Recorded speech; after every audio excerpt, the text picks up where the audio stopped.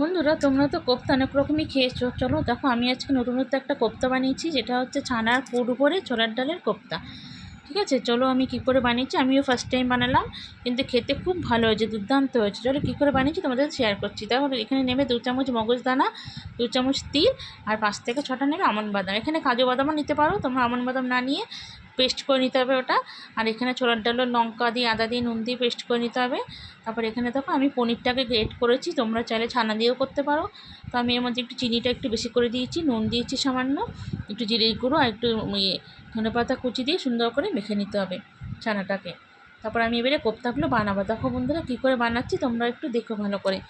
তো প্রথমে একটু ছানা নিয়ে নিতে হবে, তারপর ছোলার ডালের বাটাটা মধ্যে রাখতে হবে, রেখে একটুখানি উপর দিয়ে তুলে নিতে হবে ডালটাকে, দিয়ে বোলের মতো করে তেলে দিয়ে দিতে হবে। এইভাবে দেখো আবার একটু ছানা নেবে, ছানাটাকে ছোলার ডালের উপর রেখে উপর দিয়ে একটু নিয়ে ডাল দিয়ে নিচ থেকে একটু ডাল তুলে এরকম শেপ করে গোল গোল বলের মতো করে সব বড়াগুলো ভেজে নিতে হবে। দেখো তোমাদের আমি 3বার দেখালাম। আবার একটু ছানা নেবে, নিয়ে ছোলার ডালের উপর রেখে একটু তুলে নিয়ে এভাবে খেপে বড়াগুলো সব বানিয়ে ফেলেছি। তারপর কড়াইতে আবার তেল দিয়ে গোটা গরম মশলা, জিরে ফোড়ন দিয়েছি।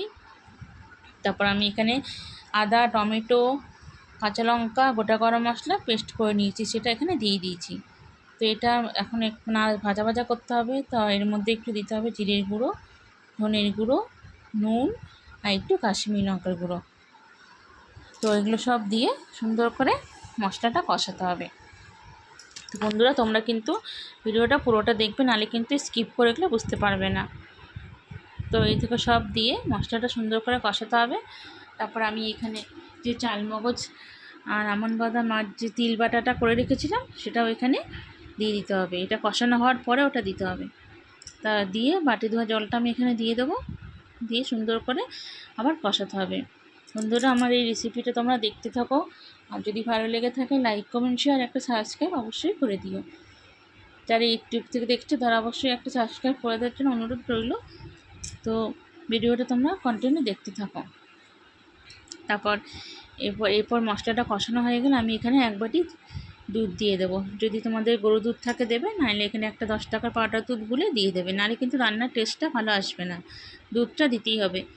তারপর এখানে আমি উষ্ণ গরম তেল 1 বাটি দিয়েছি, দিয়ে যেহেতু এখানে বড়াগুলো টকবক করে ফোটাতে হবে, তার জন্য একটু এটা পাতলা করতে হবে।